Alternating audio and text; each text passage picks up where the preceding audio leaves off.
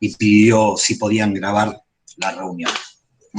En segundo lugar, le quiero agradecer a una colega de México, a Aura Line,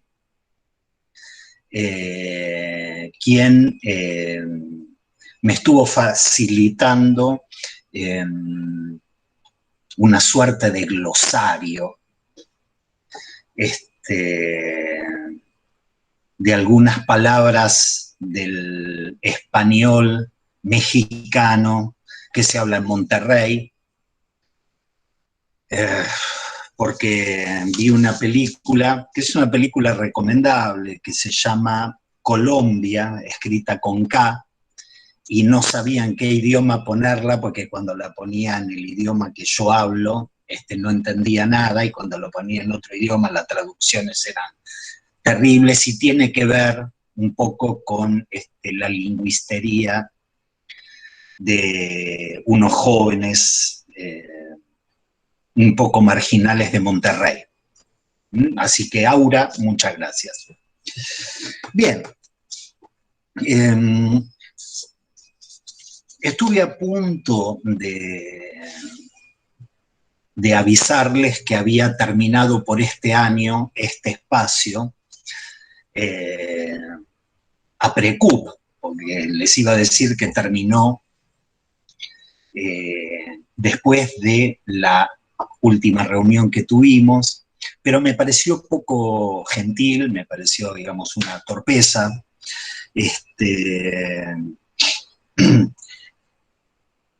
Y preferí tener esta última reunión con ustedes, que no sabía bien qué formato darle, porque he tenido como muchas actividades que me agarraron en falsa escuadra.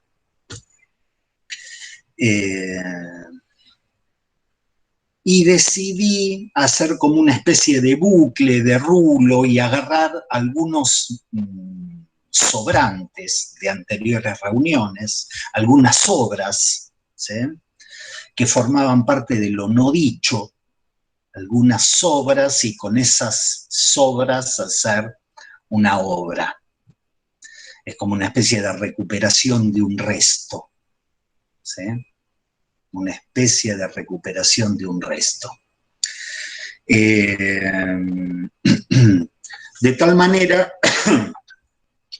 que me gustaría trabajar con ustedes algunas cuestiones que tienen que ver con esto no dicho y qué es lo femenino en lo fálico. Esto no dicho acá, no trabajado acá específicamente con ustedes, y pensando que no todos los que participan acá tienen la misma formación, no todos tenemos la misma formación, entonces preferí dar una vuelta, que es una vuelta que me parece que les puede servir a los que tienen un poco menos formación y que puede aburrir a los que tienen bastante más. Pero podemos dar una vuelta y ver qué sale de eso y repasar un poco la lección. Arrancaba con un apotegma, que es el apotegma más conocido en esta temática, que es la mujer no existe. Uno dice, uno lee, uno escucha constantemente esta cuestión de que la mujer no existe, y hemos dado algunas vueltas en términos de ese universal al cual nos referimos cuando decimos la mujer. Y dicho esto, uno siempre está entrando, porque hemos dicho algo, pero no nos hemos metido con Aristóteles y hacer toda una cuestión de la teoría de los universales, que llegado el momento podemos llegar a hacer, ¿sí? Pero que no lo sepamos no quiere decir que funcione menos como un apotegma esta frase, la mujer no existe, ¿sí? Sin embargo, sabemos que algo de eso buscamos en lo que en alguna clase yo llamaba la condición femenina, ¿sí? La mujer no existe, pero la condición femenina sí. Y había caracterizado muy levemente la condición femenina como ciertas manifestaciones, incluso manifestaciones clínicas, manifestaciones de los seres sexuados que no reconducimos al goce fálico. ciertas manifestaciones, incluso manifestaciones clínicas. Digo ciertas manifestaciones porque entre ellas estaba el amor. Y entonces digo incluso clínicas, cuando el amor adquiere cierta dimensión clínica, un amor tóxico, como nos dicen a veces. Estoy viviendo un amor tóxico, ciertas manifestaciones, incluso clínicas, de algo que no es susceptible a ser reconducido al goce fálico. Siempre hablamos de lo femenino, siempre hablamos de las mujeres o siempre hablamos de la mujer. Hoy voy a ser un poco difuso en eso porque yo sé que ustedes saben que la mujer no existe. Entonces vamos a hablar de las mujeres y siempre hablamos de las mujeres desde el lugar del otro. Siempre hablamos de ellas desde el lugar del otro. Decimos es el falo del otro, es decir, es el representante de lo que le falta al otro, el garante objetal del deseo del otro. Como si encarnase en una garantía que el deseo del otro tiene un objeto que lo puede suturar, que lo puede saturar. Encarnan, a veces padecen.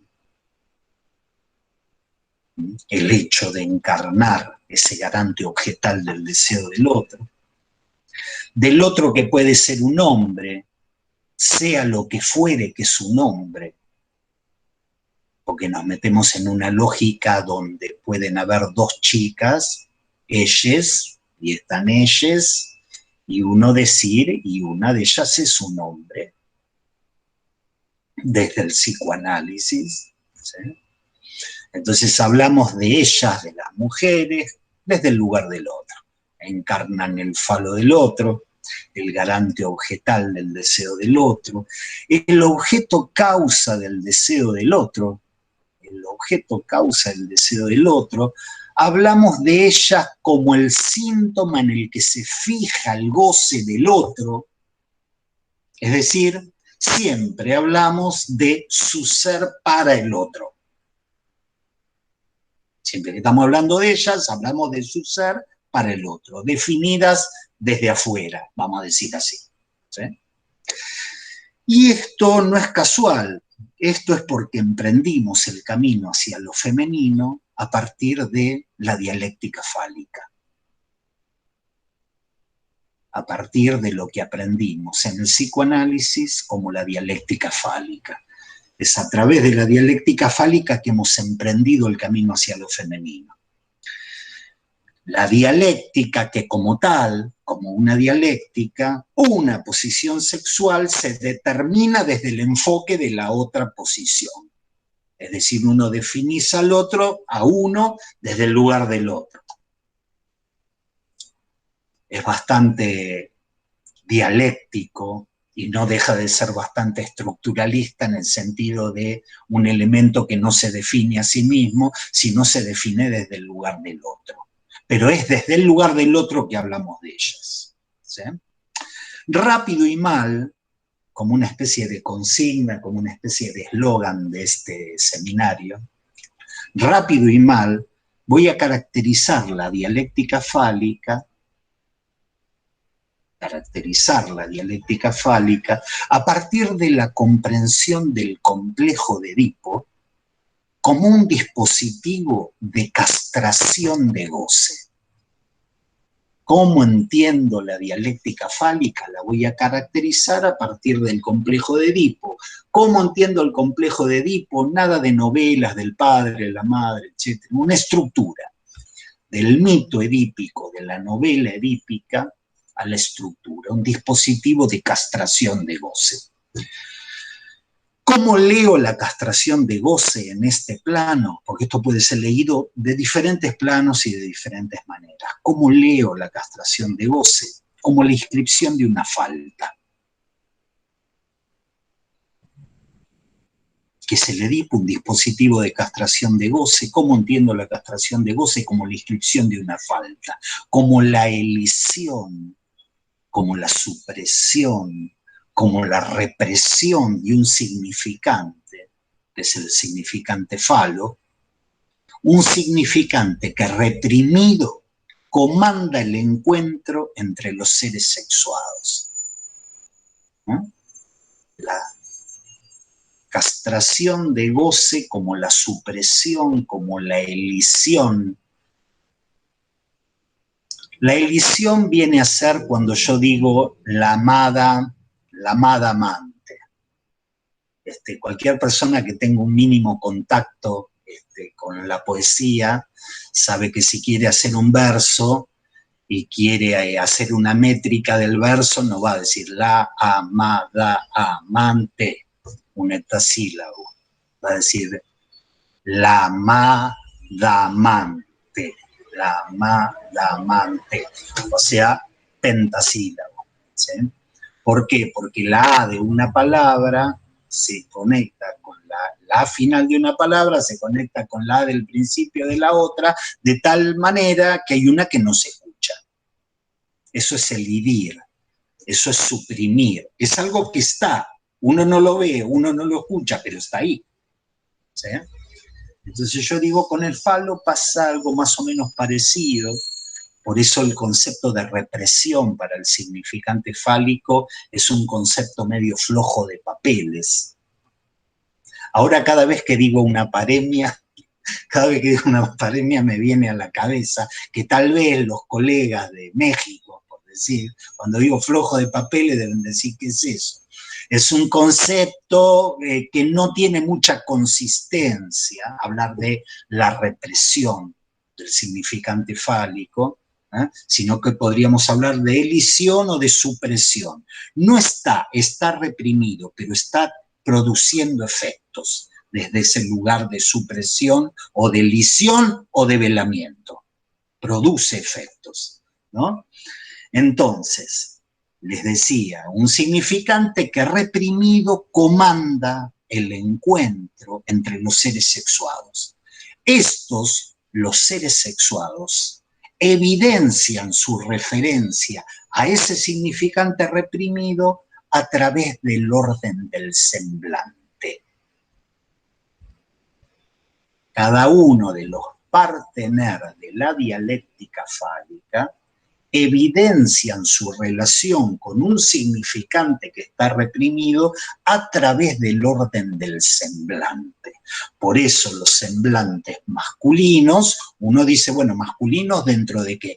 Dentro de la dialéctica fálica. A ver cómo te posicionás en relación a ese significante libido. Dime cómo te posicionas respecto de ese significante libido y te diré qué tipo de semblante tienes. Un semblante masculino o un semblante femenino, dentro de la dialéctica fálica, ¿sí?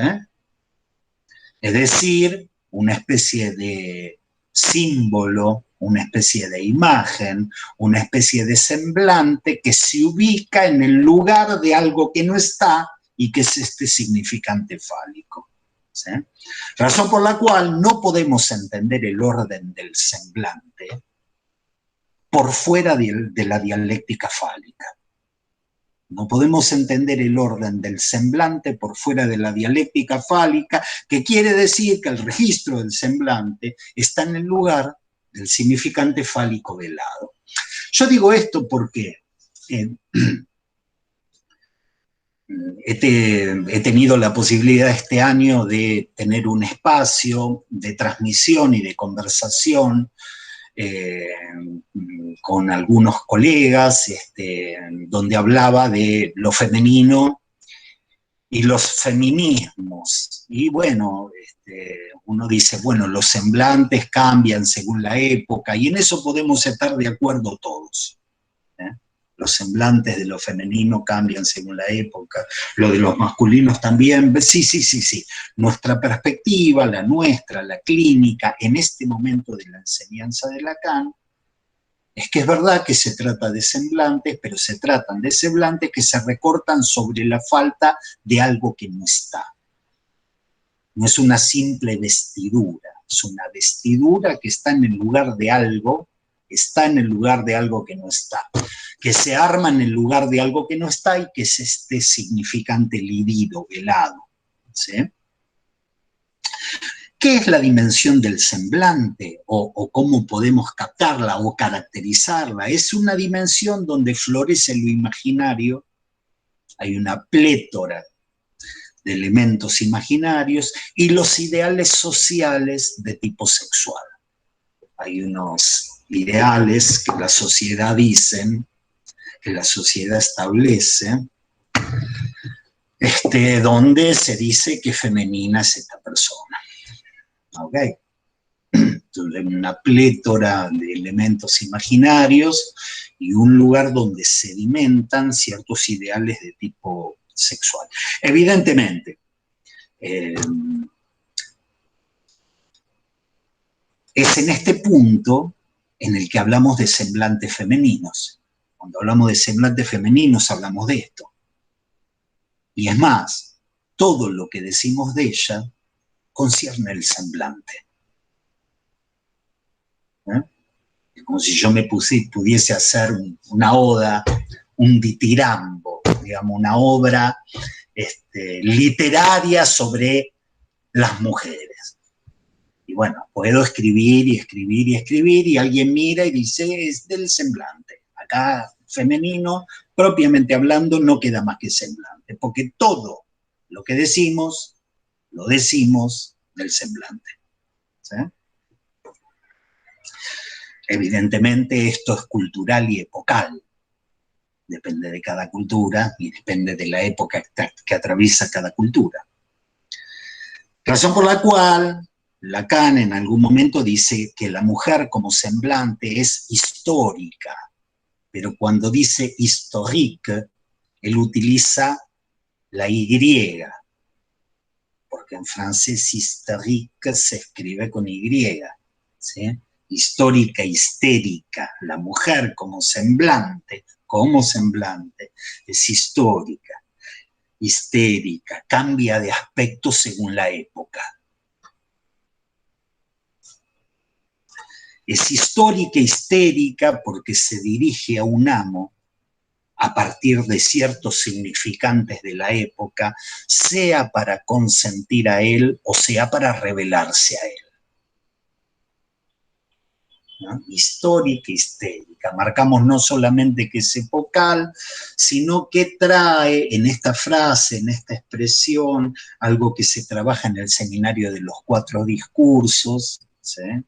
Y que es una forma de lazo al otro que tiene la histérica, o que tiene el histérico, en el sentido de dirigirse a un amo de la época.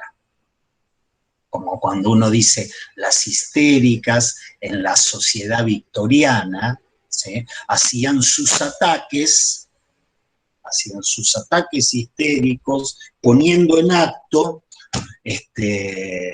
un acto sexual, ¿sí?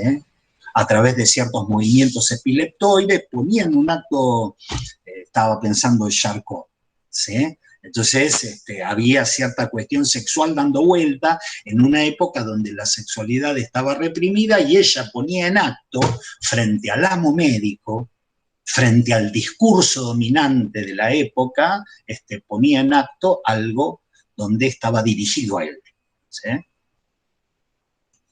Uno no puede negar hoy en día, cuando ve una transformación tan radical de los semblantes de lo que es lo femenino, que hay una dimensión donde esos semblantes están dirigidos a un amo. Así que me tengo que depilar para gustarte.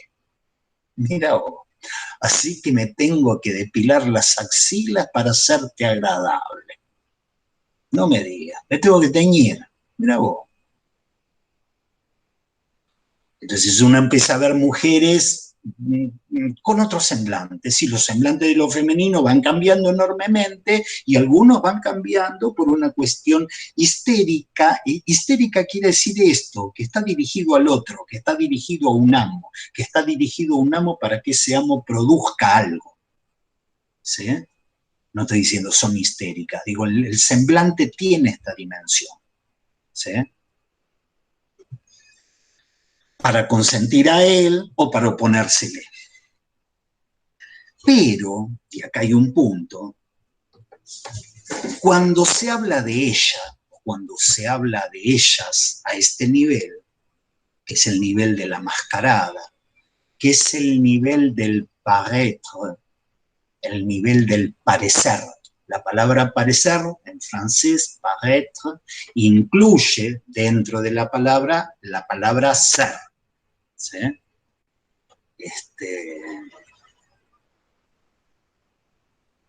Hay una relación muy estrecha que va a establecer Lacan, lo vamos a ver dentro de un rato, respecto de lo femenino entre el ser y el parecer. ¿Sí? ¿Vieron cuando dicen, no solo hay que serlo, hay que parecerlo? Es como si Lacan dijese, en lo femenino hay que parecerlo, después vemos, pero primero hay que parecerlo. El paraître, el peso que tiene el paraître, el peso que tiene el semblante en lo femenino. Cuando se habla de ella a este nivel, que es el nivel del parecer, de la mascarada, se la maldice. Si yo quiero hablar de ellas a este nivel, las maldigo, se las maldice, porque se las dice mal. Si quiero hablar de una mujer y me quedo en el orden del semblante, la maldigo, la digo mal, ¿sí? Se la difama. Me encanta una expresión o un juego de palabras en francés. Perdón, que esto no es para hacerse el fino. Digo, uno cuando capta, yo creo que fue en la primera reunión que tuvimos que les dije, a veces Lacan razona por las palabras, no razona por el razonamiento aristotélico, ¿sí? Por el proceso secundario freudiano. Él razona en el sentido que resona, lo hace resonar. Escuchen esta. Uno la llama mujer. On la dit femme. On la dit femme. Uno la llama mujer. Ahora les voy a decir cómo se dice, se la difama. On la dit femme. Es igual. On la dit femme. Querés hablar de una mujer y te quedás en el semblante, la vas a maldecir, la vas a difamar. No porque lo que se diga a este nivel sea erróneo, no porque lo que uno puede llegar a decir a este nivel sea erróneo, sino porque no es verdadero en la medida en que no es real. No porque lo que se diga es erróneo, porque uno puede agarrar y a nivel del semblante decir, bueno, y ahora las mujeres, bla, bla, y que sea, de verdad, eso, digamos, no es erróneo. Simplemente no es verdadero en el sentido que no es real. Cuando escribí esta frase dije, la voy a cambiar, porque en rigor de verdad, la verdad no es lo real. La verdad es la hermana de lo real. ¿Sí? La verdad es la hermana del goce, dice Lacan en el seminario 17. Entonces, Roberto, deberías decir, no porque no sea verdad, es porque no es real. Pero me pareció que hacía honor, porque le ponía en un primer plano un capítulo del Seminario de la Angustia que dice la mujer más verdadera, más real.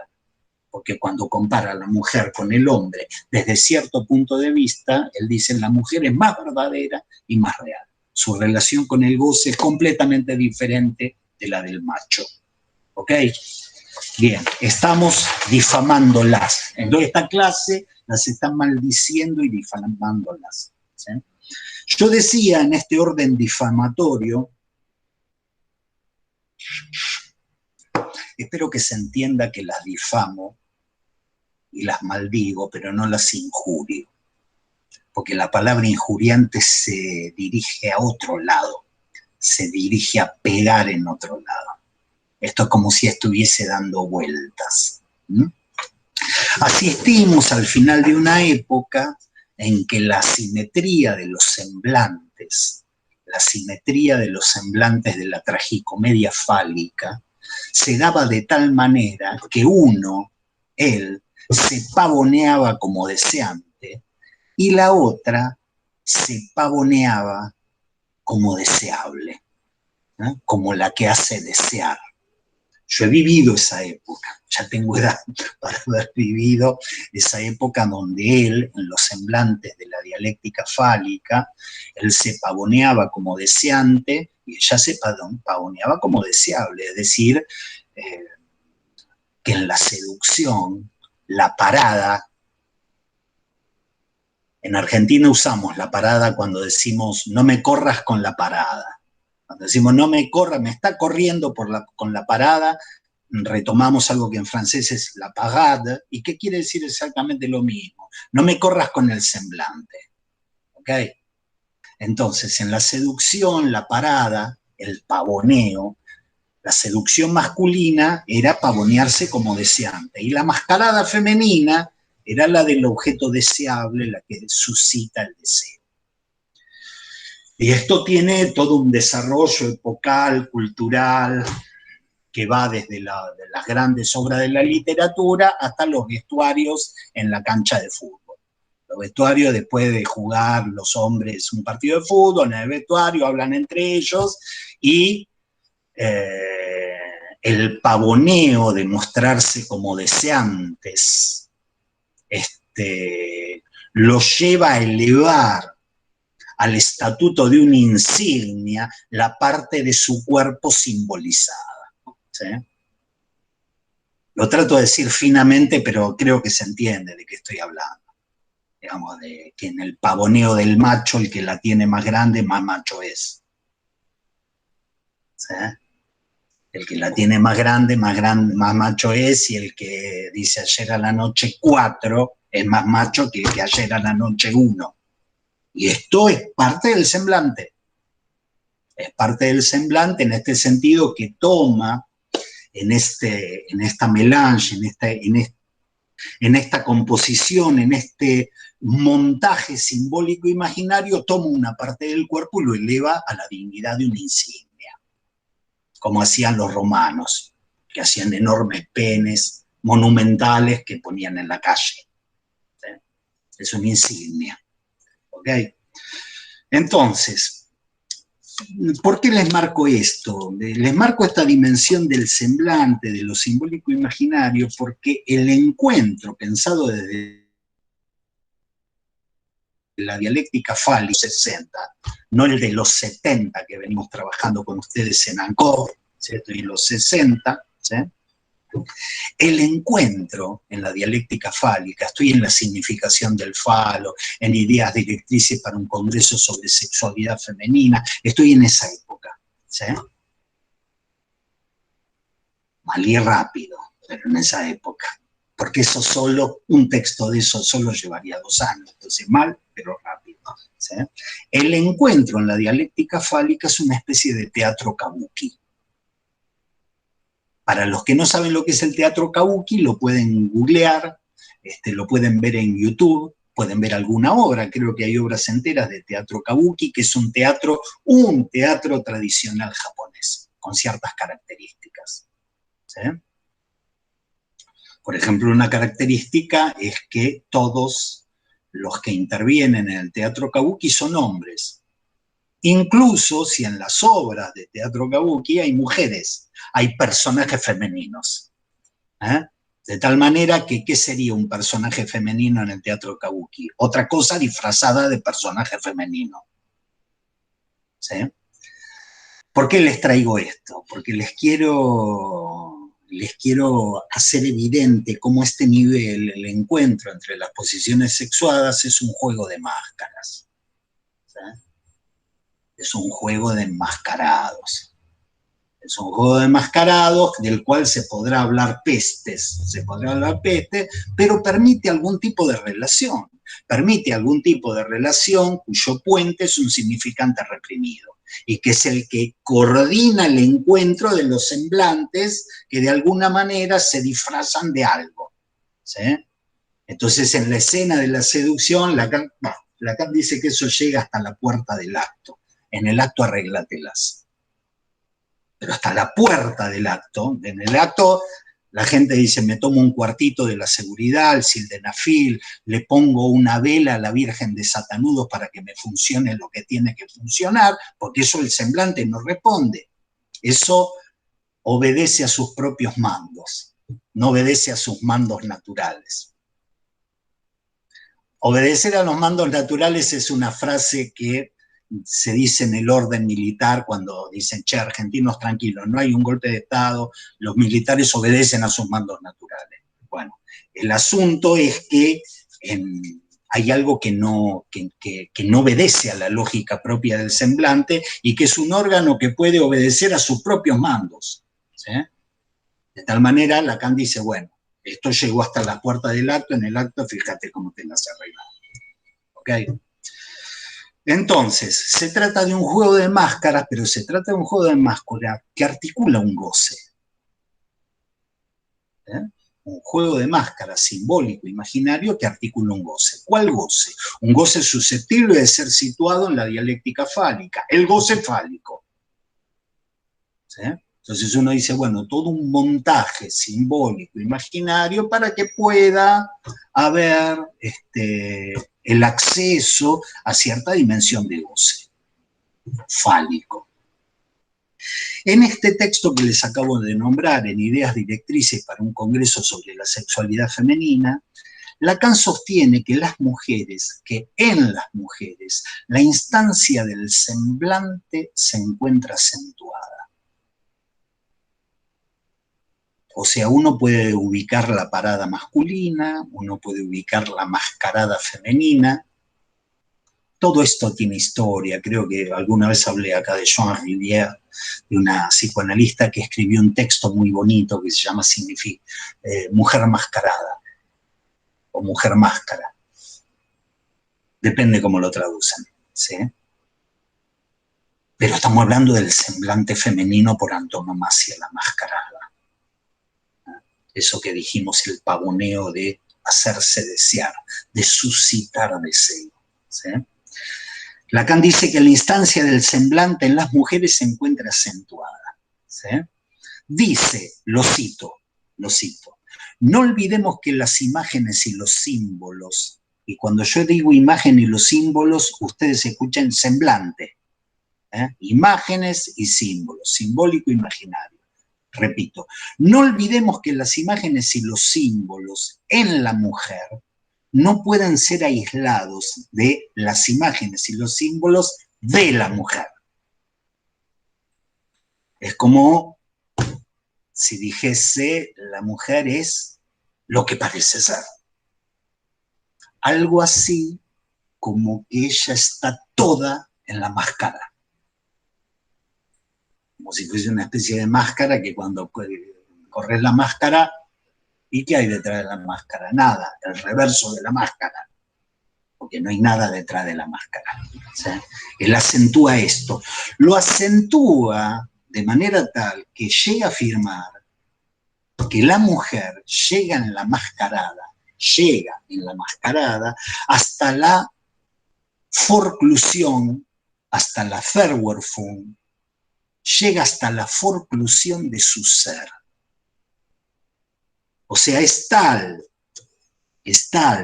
digamos, la inclinación, la instancia del semblante tan acentuada, es tan acentuada esta instancia del semblante que una mujer llega a la Verwerfung de su ser, ¿sí? A la forclusión de su ser de goce. Lacan de los 60. Acentuada esta dimensión de la mascarada forclusión de su ser de goce. Es muy interesante. Para aquellos que lo saben de memoria es una boludez, pero para los que no lo saben de memoria, el tema de la forclusión era una cosa que Lacan había pensado en la psicosis, y la había pensado de tal manera que es una especie de mecanismo, la defino mal pero rápido, es una especie de mecanismo que expulsa de lo simbólico algo que retorna desde lo real. ¿Sí? Expulsa de lo simbólico algo que retorna desde lo real. Es muy interesante, porque una cuestión es decir, pensar la psicosis como la forclusión del nombre del Padre, pero otra cosa muy distinta y muy fuerte es pensar que hay una Verwerfung, hay una forclusión del ser de goce en la mujer. Es decir, me queda la máscara y ese goce me queda por fuera de lo simbólico. Voy construyendo con ustedes el caminito y le pongo un poco de fe a Lacan. Digo, le pongo un poco de fe, no hace falta que uno diga esto, porque Lacan dice que esto es así. Uno dice, bueno, ¿qué fue haciendo este niato con este tema? Lo fue pensando como podía. Lo fue pensando de esta manera. ¿Sí? O sea, la acentuación de la mascarada, el punto donde ella está toda ahí, ¿sí? Está toda en la máscara, y que hay como una Verwerfung, que hay una forclusión de su ser de goce. Sin embargo, cuando uno dice sin embargo, está diciendo, digo una cosa y ahora digo otra. Yo tendría que buscar un nexo coordinante que no sea tan opositivo. Vamos a poner un sin embargo débil. ¿Sí? Con todo, en este texto, Lacan postula un deseo propiamente femenino. Un deseo propiamente femenino que nada le debe a la falta fálica. Dialéctica fálica, trabajamos la dialéctica fálica, trabajamos la represión del significante fálico, decimos que esos semblantes, esos objetos vestidos de tal manera están en el lugar de un significante que no está, y así explicamos una dialéctica de deseos y una coordinación entre posiciones sexuadas que nos permiten la realización de un goce, y te dicen, sí, está bien, pero hay algo que pasa por otro lado. Todo eso está bien, pero hay algo que pasa por otro lado. A eso yo lo llamo la sexualidad femenina. Ubíquenlo. No les quiero decir la página, porque tengo una edición medio, pero ubíquenlo. ¿Sí? Es decir, postula un deseo propiamente femenino que nada le debe a la falta fálica, que nada le debe a la lógica de la castración. Que nada le debe a la castración de goce. ¿Sí? Se los leo. Cito: la sexualidad femenina aparece como el esfuerzo de un goce envuelto en su propia contigüidad. La sexualidad femenina aparece como el esfuerzo de un goce envuelto en su propia contigüidad. Dice otra frasecita en el medio, la saco, envuelto en su propia contigüidad para realizarse este goce a porfía del deseo que la castración libera en el macho, que es el deseo que nosotros situamos en la dialéctica fálica. En la dialéctica fálica decimos, la castración, ¿sí? La castración, esto que el significante fálico sea perdido, elidido, sustraído, ¿sí? Como en esos juegos que jugábamos la gente de mi edad cuando éramos chiquitos, que era un juego todo de cuadraditos dentro de un cuadrado grande en el que faltaba una piecita. Ahora, esa piecita que faltaba te permitía mover todos los cuadraditos para armar una imagen. ¿Sí? Y vos podías mover todos los cuadraditos y hacer todas las combinatorias posibles en la lógica fálica si te falta ese elemento. ¿Mm? Entonces, la castración, es decir, la ausencia de este elemento, la sustracción de este elemento, permite una liberación del deseo. El deseo que se realizará en la articulación con objetos que lo evocan a través del semblante. Estoy dándole vueltas a la frase de Lacan. ¿Sí? Pero hay un deseo que es diferente. ¿Sí? Hay algo que es diferente y que es el esfuerzo de un goce. Es llamativo, un goce envuelto en su propia contigüidad. Un goce envuelto en su propia contigüidad. Un goce que fuerza, pero que está envuelto en su propia contigüidad. A uno le viene a la cabeza. Yo estoy pensando que en rigor de verdad hoy no traigo nada nuevo, pero digamos, a veces uno le da vuelta desde otro lugar, cambia la perspectiva y lo ve de otra manera. Un goce envuelto en su propia contigüidad es un goce que no es discreto. Porque lo discreto tiene elementos puntuales. Cuando yo hacía 1, 2, 3, 4, ¿sí? Cuando hablaba del goce fálico de esa manera. Acá está envuelto en su propia contigüidad, o sea que de alguna manera hay que pensarlo de otra forma. Ya no es discreto, ya no es como el significante, ya no es elemental, ¿sí? El esfuerzo de un goce envuelto en su propia contigüidad, que es completamente diferente, ¿sí? Que es completamente diferente a la lógica que tiene el deseo que libera la castración en la dialéctica fálica, ¿sí? Entonces, una cosa es el juego de semblantes. Este juego de semblante que nosotros marcábamos siempre dentro de la dialéctica fálica, este juego simbólico imaginario que producía el acceso a un goce, que es el goce fálico. Una cosa es el juego de semblante y otra cosa es este ser de goce propiamente femenino. Este ser de goce propiamente femenino. Entonces lo que yo les proponía en una nueva vuelta es diferenciar lo atinente al goce fálico de lo que se ubica en un plano completamente diferente, el goce propiamente femenino. Y cuando digo un plano, ustedes se acuerdan, el seminario Ancor, ahora estoy 14 años antes del seminario Ancor, pero que nosotros dijimos en algún momento, producimos, hizo una topología diferencial.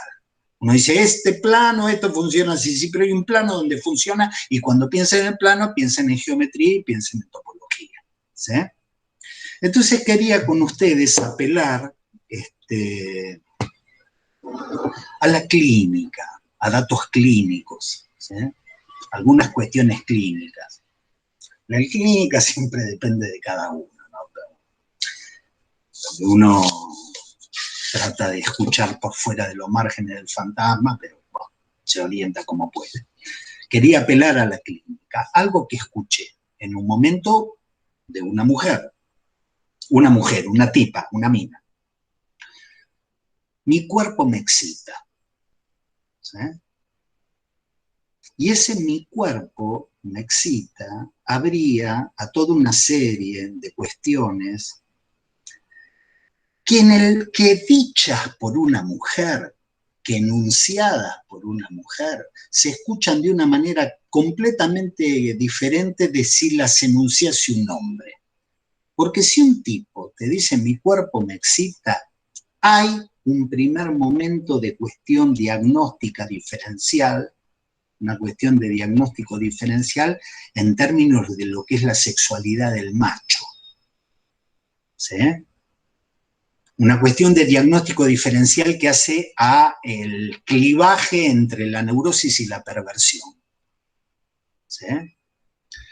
¿Por qué? Porque eso que te excita en la neurosis es un fetiche, lo voy a decir de otra manera. Sigo en el orden del semblante, ¿sí? Pero visto desde otra manera.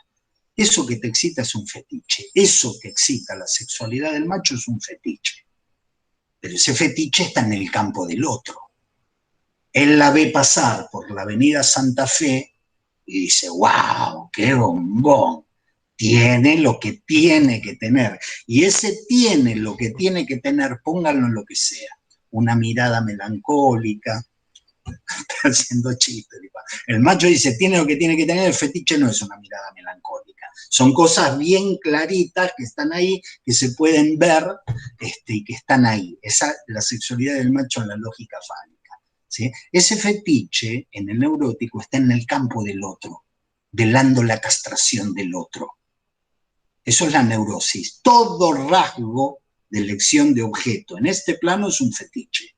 Y si está en el campo del otro, está velando la castración del otro y es el fetiche que me opera como objetivo. ¿Sí? Se calienta en relación, se excita en relación, accede a cierta voluptuosidad en relación a un fetiche que está en el campo del otro velando la castración. Diferente de la perversión, donde Lacan, en el Seminario 10 y en Can con Sade, nos hace todo un estudio para mostrar que el perverso tiene el fetiche él en él. Que lo que le calienta al perverso es algo de él, que secundariamente puede hacer con otra gente, etcétera, etcétera. Pero el fetiche lo lleva puesto. ¿Se entiende cuál es una primera división en términos de diagnóstico diferencial de lo que es el fetiche perverso del fetiche neurótico? ¿Sí? El fetiche neurótico tiene eso, el fetiche puesto en el campo del otro. ¿Sí? Por eso cuando le vacila el fantasma de alguna manera, como eso está velando la castración, la falta del otro, se angustia y me la baja. Venía todo bien y de repente no sé qué hizo, no sé qué dijo, no sé, y se me bajó. Y está bien, porque eso que velaba la castración dejó de velarla y te angustiaste. El perverso no importa lo que diga, porque él, el fetiche, lo tiene puesto, lo tiene metido en el bolsillo. Lo digo de una manera medio rápida, ¿sí? Por eso, cuando uno escucha a una mujer que dice, mi cuerpo me excita, dicho esto en un hombre, la oreja se le iría para otro lado, ¿sí? Mi cuerpo me excita, ¿sí? Este tipo de cuestiones son de uso corriente en el goce fálico femenino, en el goce fálico de ella, ¿sí? Estamos dando como una especie de prehistoria de lo que es no todo fálica, pero no todo fálica no quiere decir para nada fálica. Su pie puesto en la dialéctica fálica, su pie puesto en la dialéctica fálica le posibilita un goce fálico, ¿sí? La voluptuosidad que puede advenir al experimentarse como garante objetal del deseo del otro.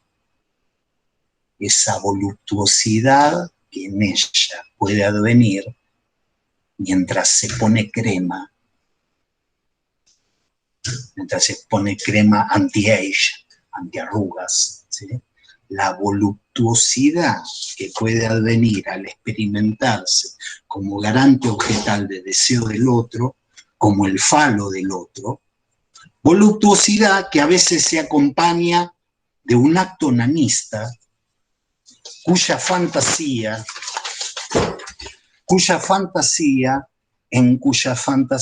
el partener se difumina y casi no aparece, quedando en el centro de la fantasía ese cuerpo acariciado. Ella puede gozar del falo así.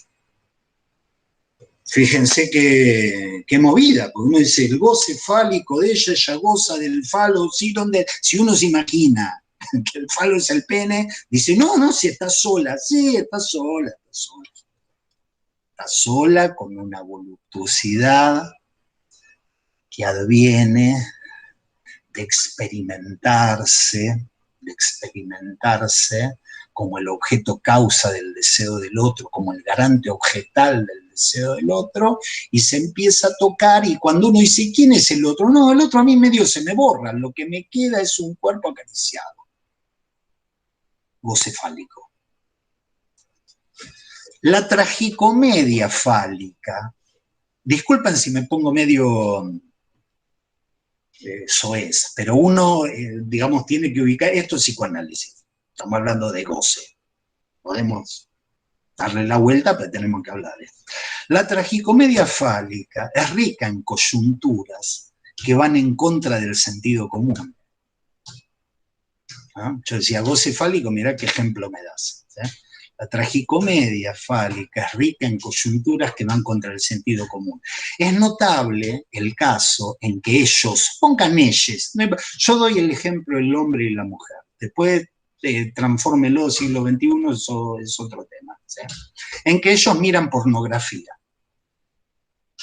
otra cosa que uno escucha en el consultorio, ellos miran pornografía y ella se detiene, se interesa y se excita con la mujer.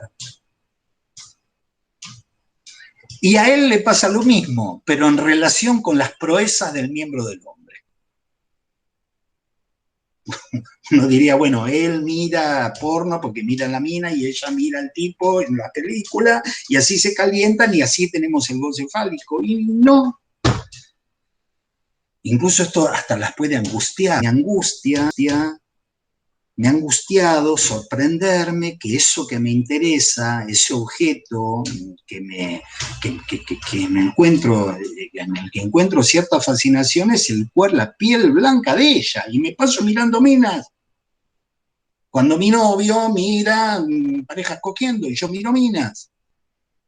Y él, al lado, acostado al lado, está mirando la misma película y está mirando las artesanías, ¿cómo es que lo escribiste? Las proezas del miembro del hombre. De hecho, hay una categoría que es Big Dick, Dick, o sea, penes grandes, que yo no sé, pero supongo que debe ser más mirada por los hombres que por las mujeres. Visto desde esta perspectiva, es que en la dialéctica fálica se trata de una homosexualidad generalizada. Se es homosexual porque se desea el falo, cada uno a su manera.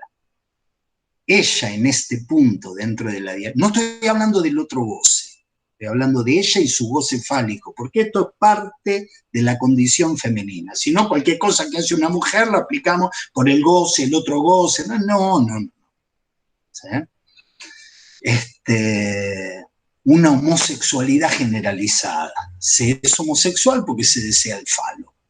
Y en este campo los dos lo desean, los dos somos homosexuales, cada uno a su manera. Y ahí encuentran un goce, el goce fálico. Es interesante esto, porque Lacan muchas veces jugaba el homo, de la homosexualidad y lo que es del hombre, puesto en esta lógica donde uno dice, no sos homosexual, ¿por qué decías el falo? Y eso es lo homo. De tal manera que lo hetero es una cosa muy especial. Porque en rigor de verdad, quien puede articular cierta dimensión de amor hacia una mujer, en eso que queda por fuera de la dialéctica fálica, y que en rigor de verdad para el hombre siempre es angustiante, por eso se angustian los tipos, por eso le ponen esos tintes de locura y de desmesura. ¿Sí? Ese es el heterosexual, el que puede llegar a amar a una mujer en el punto en que ella es mujer, es heterosexual. Así sea Sandra Mianovich. Digo Sandra Mianovich como decir cualquier otro, no conozco gente, mujeres homosexuales, pero podés ser una mujer homosexual en la escena, pero si has podido articular cierta dimensión de amor hacia eso que se encuentra en excedencia por fuera de la lógica fálica, vos sos hetero, no importa qué tenés abajo del ombligo.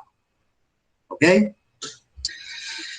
Bien, volvemos como ven, estoy en la lógica fálica, por momentos me caigo un poco, por momentos vuelvo, por momentos me caigo un poco, pero me parece, francamente, siempre me parece la manera más sana que uno tiene de acercarse a algo que es completamente incierto. Me gusta más esta manera que la manera del que te dice no, porque el goce no todo, y te da una clase universitaria como si uno supiese eso, cuando no es tan seguro que uno sepa de esas cosas. ¿Sí? Entonces, vuelvo a la lógica fálica. Es esta misma lógica la que da cuenta del valor que tienen los objetos para el deseo. Recién lo vimos entre él y ella, o entre ella y ella. ¿Sí? Ahora vamos a meter más objetos, porque el deseo tiene una cantidad de objetos. ¿Sí? Un objeto vale para el deseo porque está en el lugar de la falta fálica. Un objeto, te meto cualquier cosa, te meto un hijo. Te meto un proyecto de vida. Un objeto vale para el deseo porque está en el lugar de la falta fálica. ¿Sí? Los objetos responden a la falta fálica. Este es el valor simbólico del objeto. Eso tiene un valor simbólico. Recuerdo, creo que lo hablé con ustedes una vez, recuerdo una niña muy chiquitita ella, que estaba en la playa, y como tenía el pelo largo, con rulos y qué sé yo, y la arena y el viento y todo esto, hacía imposible peinarla, le cortaron el pelo. Le cortaron el pelo. Y cuando vio su propio cabello tirado en el piso, se agachaba, lo agarraba y se lo ponía así en la cabeza, llorando angustiada. ¿Por qué? Bueno, y porque ese objeto se recorta a través de toda una serie de sustituciones y de ecuaciones simbólicas, todo ese objeto, todas esas ecuaciones y sustituciones simbólicas dan cuenta de que ese objeto vale en la medida en que se recorta sobre el fondo de la falda fálica. Freud era así. Soñé que se me caían los dientes, angustia de castración. Soñé que se me caían las uñas, angustia. Soñé que me quedaba pelado, angustia de castración. ¿Ok? Los objetos valen para el deseo en la medida en que se recortan sobre esa falda. Que este es el valor simbólico del objeto. El objeto a su vez tiene una imagen, una consistencia imaginaria. Aquí está mi hijo. Tiene una imagen, una consistencia imaginaria y además oculta en el fantasma en el que se presenta un objeto pulsional. O sea, hay todo un laburo para nosotros cada vez que hablamos del objeto, decimos, che, hay una dimensión simbólica, una imaginaria y una real. ¿Sí? Simbólica porque tiene una relación directa con la castración, imaginaria porque ese objeto del deseo tiene una consistencia imaginaria, ¿sí? Y real porque articula un objeto pulsional. Este es mi bebé, me lo quiero comer a besos, me lo quiero comer. Es una manera de decir, bueno, hay un fantasma que está articulando un objeto pulsional. El intento de Lacan es ubicar ese goce otro, me salgo de la dialéctica fálica. El intento de Lacan es ubicar ese goce otro, ese que él, con el que caracterizaba la sexualidad femenina. Ese que dijimos, lo cito de nuevo, el esfuerzo de un goce envuelto en su propia contigüidad para realizarse a porfía, para realizarse por fuera, sin que le importe tres carajos, ¿sí? El deseo que la castración libera en el macho. ¿Sí? El intento de Lacan es ubicar ese goce, el esfuerzo, porque es el esfuerzo de un goce, ¿sí? El esfuerzo, el empeño, el afán de un goce diferente del goce fálico, que no está causado por un objeto A. Yo cuando voy leyendo le voy respondiendo a alguna gente que me hace llegar notitas. Y hay alguien que me hizo llegar la notita de un oscuro goce por el oscuro objeto. No. En Lacan, en este Lacan, no. ¿Sí? No está causado por el objeto A, no se trata de un goce pulsional, no se trata de lo pregenital, de lo que el psicoanálisis clásico entendía por lo pregenital. El psicoanálisis clásico marcaba ciertos goces del oral, de lo anal, de lo invocante, que es el sadismo-masoquismo, ¿sí? No tiene que ver con lo escópico, no tiene que ver con lo pulsional, este goce, ¿sí? Diferente, no causado por el objeto A, un goce fuera del inconsciente, un goce fuera del inconsciente, porque el saber del inconsciente no da respuesta real a la pregunta por lo femenino, no da respuesta real a la pregunta por lo femenino, un goce forcluido de lo simbólico, ¿se acuerdan? ¿No? Verwerfung, la Verwerfung de su ser de goce. ¿Sí? En este punto, cuando me gustaría hacer una aclaración,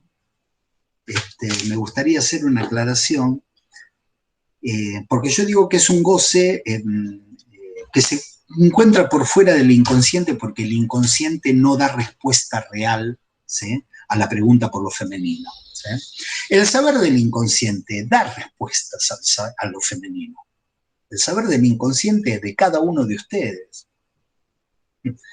el mío, da respuestas al enigma de lo femenino, pero da respuestas fantasmáticas. Cada uno tiene alguna respuesta, incluso y sobre todo si se trata de una mujer, que busca en el saber del inconsciente una respuesta al enigma de lo femenino, y el inconsciente da fantasmas, da respuestas fantasmáticas. Por eso, cuando escribí que el saber, que un goce fuera del inconsciente, porque el saber del inconsciente no da respuesta, le agregué la letra real, no da una respuesta real, da respuestas fantasmáticas, que son las que tenemos todos. Todos los seres hablantes tenemos una idea de lo femenino. Es notable que desde la perspectiva fálica, y cuando digo la perspectiva fálica lo digo bien amplio, la pongo a ella dentro de la perspectiva fálica y lo pongo a él dentro de la perspectiva fálica. Pero cuando escribí esto estaba pensando más en él. Es notable que desde la perspectiva fálica, las figuras de lo femenino, los fantasmas, las respuestas fantasmáticas de lo femenino, desde la perspectiva fálica, las respuestas fantasmáticas de lo femenino, como la puta y como la santa, tienden al infinito. Esto hay que escucharlo en los vestuarios de fútbol, o si juegan otro deporte, paren la oreja ahí, no sé cómo serán los vestuarios de las chicas, pero los vestuarios tienden al infinito, porque la puta, desde la perspectiva fálica, no es una profesional, una tipa que te cobra unos mangos para hacer una cosa. La puta es alguien que goza infinitamente. Es muy puta. Y cuando a uno lo escucha, la enunciación y el enunciado tienen este peso. Es muy puta. ¿Sí? Goza infinitamente. La santa, que es la del tango, y les aviso para quienes no son argentinos, los argentinos acá, los argentinos tangueros, tenemos madres y tenemos hermanas que son santas. Ninguno hemos nacido de una mujer, hemos nacido de mi santa madre. ¿Sí? La santa, la del tango, ¿sí? La madre y la hermana no gozan en absoluto, es decir, infinitamente. La puta goza infinitamente y la santa madre y la santa hermana no gozan infinitamente. Esto tiene, digamos, cuando estuvimos trabajando sobre la hipótesis de la compacidad y la construcción de infinitos, yo les transmití que un infinito uno puede plantear un infinito en extensión cada vez más grande, y la hipótesis de compacidad es la construcción de un infinito cada vez más compacto. Entonces yo puedo decir, mi madre no goza en absoluto, es decir, infinitamente no goza. Y son todas figuraciones desde el lado del lado macho de la lógica fálica. ¿Sí? Es imposible que la madre de uno haga algo por un goce, ¿sí? Porque la madre infinitamente no goza. Bien, Lacan, vuelvo a este goce propiamente femenino, que es un esfuerzo de un goce envuelto en su propia contigüidad. Lacan intenta ubicar la incidencia de ese goce, dicho de otra manera, la incidencia de la condición femenina. Lacan intenta ubicar la incidencia de ese goce en la lógica que rige el circuito de los objetos del deseo. Yo digo, hay una lógica que rige el circuito de los objetos del deseo. ¿Cuál? La lógica fálica. Todo objeto se instituye para el deseo en la medida en que evoca un significante que ha sido extraído. De tal manera que ese objeto no vale por sí mismo, sino que vale por referencia a ese significante que ha sido extraído. Y si no vale por sí mismo, son objetos sustituibles. Y así fundo un circuito de objetos del deseo, que es el circuito fálico, porque son sustituibles. Me gustan las rubias tetonas, pero que se llamen Marisa o que se llamen Inés, no importa, eso es sustituible. En tanto falo, es sustituible. Si su referencia es un objeto perdido, ¿qué carajo me importa? Que se llame de una manera, de otra manera son objetos sustituibles. Esta es la lógica, ¿sí? La lógica que rige nuestros objetos, Entonces pongo a Marisa, o quien carajo sea, al hijo, estoy poniendo cualquier objeto, moviéndose en la lógica fálica, en un circuito fálico de los objetos del deseo. En la medida en que todos equivalen, porque todos están en el lugar de la falta fálica. Se tiene hijos, se tiene marido, son objetos que uno tiene y cuya no tenencia nos trae cierta dimensión de castración. Yo tenía y ahora no tengo, pero tendré, ya me crecerá. Entonces me crecerá el marido, me crecerá la marida, no sé cómo se llama hoy en día, me crecerá, es porque no lo tengo, pero ya lo voy a tener porque está dentro de esta lógica. Se tiene hijos, se tiene maridos que dan, ¿qué? Felicidad. ¿Qué es qué? Felicidad. La felicidad es la felicidad. No lo tengo, sufro, pero ya me crecerá. Esta es la misma lógica freudiana, pero leída desde el estructuralismo. Bien, la condición femenina no apunta a esa felicidad. No apunta a esa felicidad. ¿Ok? Lacan capta un rasgo de renuncia o desapego a los objetos. Dicho de otra manera, Lacan capta una emancipación del valor libidinal de todo objeto del circuito fálico. Un macho normal, la norma macho, lo normal, un tipo normal está atornillado a esos objetos, soldado con soldadura eléctrica, pegado con pegamil a esos objetos. ¿Sí? La condición femenina, dice Lacan, no apunta ahí. Yo capto un rasgo de desapego libidinal, una emancipación del valor libidinal de esos objetos, ¿sí? De todo objeto del circuito fálico. Es más, capto que la condición femenina nadifica esos objetos. Los nadifica. ¿En función de qué? Y acá va un momento de lo que trabajé con ustedes, de IC, de algunas clases del seminario de la transferencia, del seminario 8. Como ven, estoy en esta época, hoy, ¿sí? Donde lo que surgía era la cuestión del amor. ¿Eh? Entonces digo, la condición femenina nadifica estos objetos. ¿En función de qué? En función de un amor. Un amor no místico, sino de una mística del amor. No sé por qué hay gente ahí que está con la oreja cuando hablo de lo místico. ¿Sí? Un amor no místico, una mística del amor. ¿Sí? De un amor absoluto, sacrificial y abisal. De un amor sin castración. Porque el amor puede tener su valencia fálica. Uno puede ubicar amores dentro del campo fálico y decir, bueno, no es lo suficiente, me quiere. El amor apunta al todo, siempre. ¿Sí? El amor apunta al todo, el amor apunta al infinito, siempre. Vinicius de Moraes decía, el amor es eterno. Mientras dura, es eterno. ¿Sí?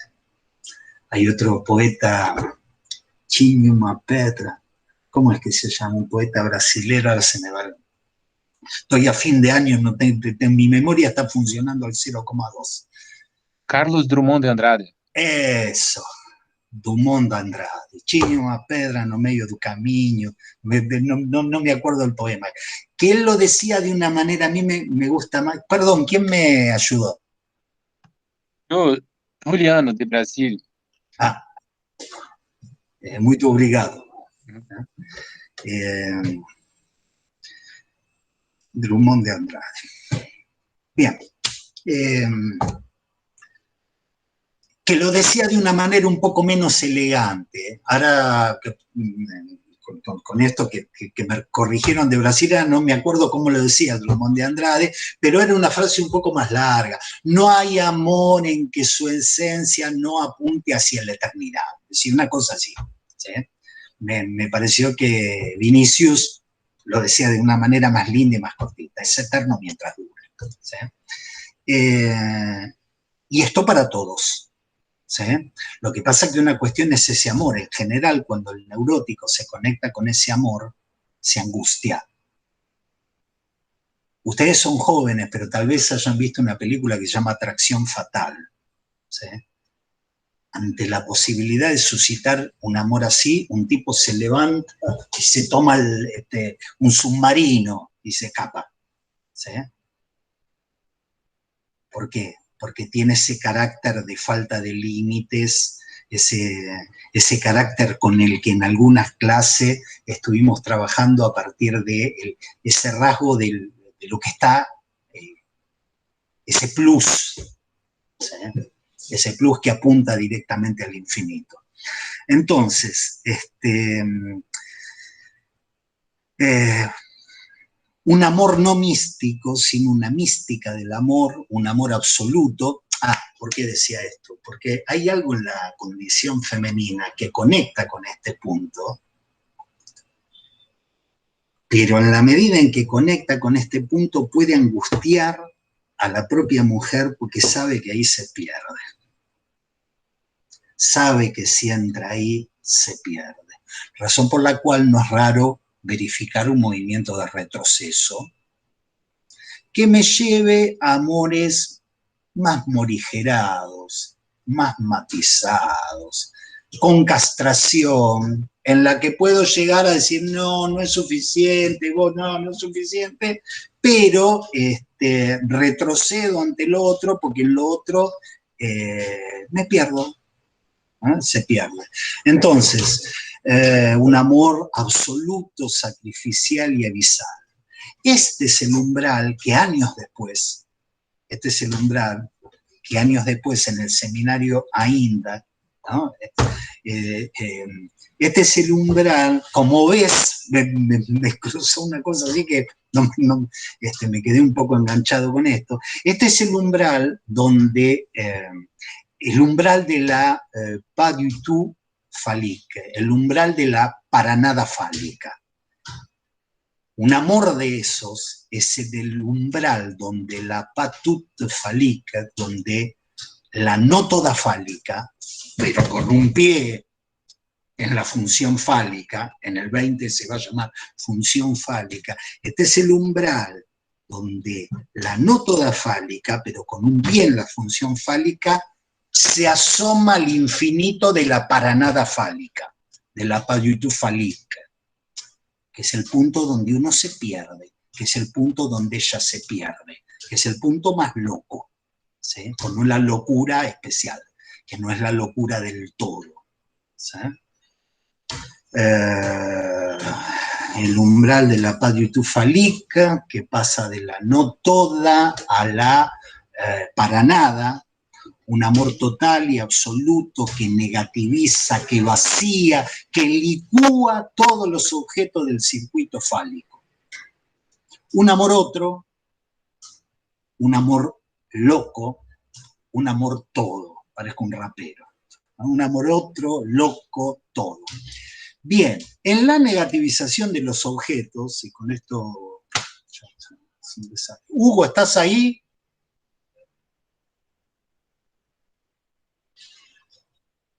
En la negativización de los objetos, sé que hoy estaba ocupado. En la negativización de los objetos, por este amor, se trata de un goce diferente. Y es acá donde dice, che, esto es un goce diferente. Un goce, el esfuerzo de un goce envuelto en su propia continuidad. Un goce correlativo a la renuncia del goce de los objetos del goce fálico. Dice, este es un goce diferente. ¿Sí? Razón por la cual, para Lacan, el santo, que es aquel que ha renunciado a todo, es rico en goce. ¿Cómo habrá de ser la beatitud como goce? ¿Cómo habrá de ser la beatitud como goce? Que en nombre de eso se renuncia absolutamente a todo. Hay una novela que se llama La mujer pobre, de León Bloy. No importa, siempre Lacan ubica algo de esto, de la posición de goce del que puede desprenderse de todo, ¿sí? Es un goce muy particular, porque es un goce que carece de fantasma, porque solo hay fantasma dentro de la lógica de la castración. Es un goce que carece de fantasma. Por eso los quilombos para expresar ese goce. Por eso los líos que hay para expresar ese goce. Y por eso cuando uno lee a gente que ha querido escribir sobre este amor, estaba leyendo algunos de Sor Juana Inés de la Cruz, puede ser ese que dice, me muero de no morir. ¿Alguien me puede? Estoy un poco cansado. Muero por no morir. Bien, un poema donde uno se da cuenta que hay como una especie de acercamiento asintótico a eso, ¿sí?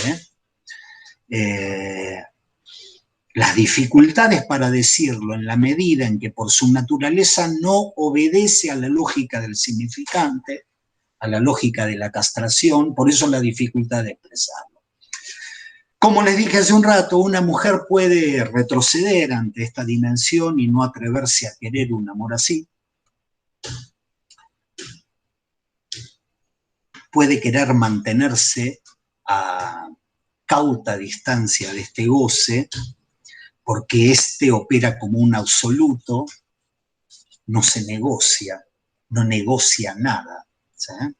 Y ella allí se pierde, y preferir amores mitigados, suavizados y marcados por la castración. Bien, de nuevo volví a cometer, yo voy a dejar acá.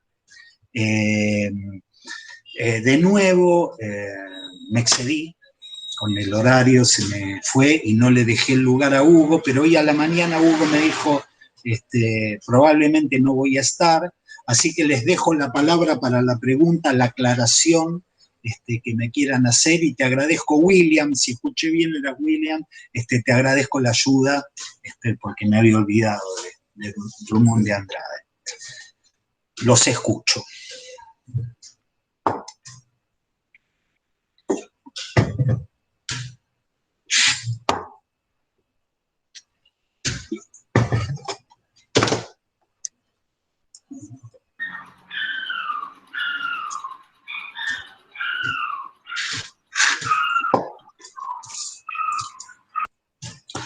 Bueno, parece que no hay preguntas. Bien, parece que no hay preguntas.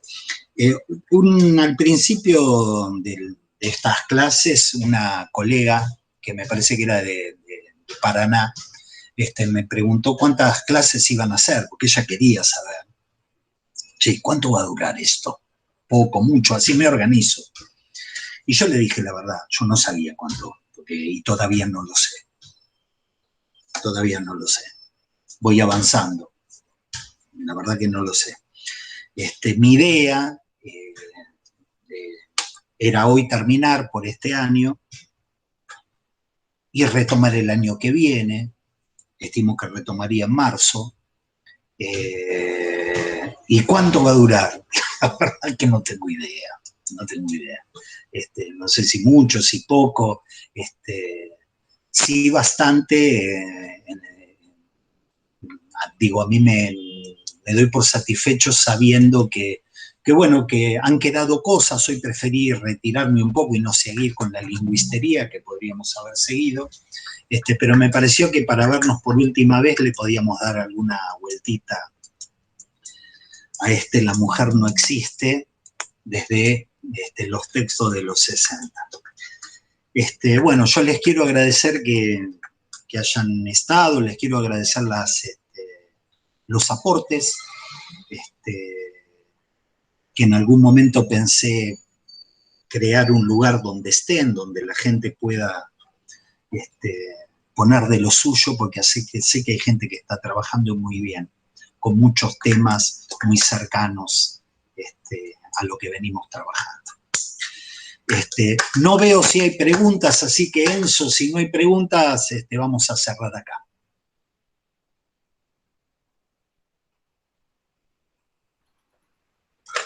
Bien, bien, perfecto. Te decía que entró Hugo en un momento, estuvo un rato y después se desconectó. Sé que tenía unas jornadas muy importantes. Bueno, gente, dejamos hoy acá.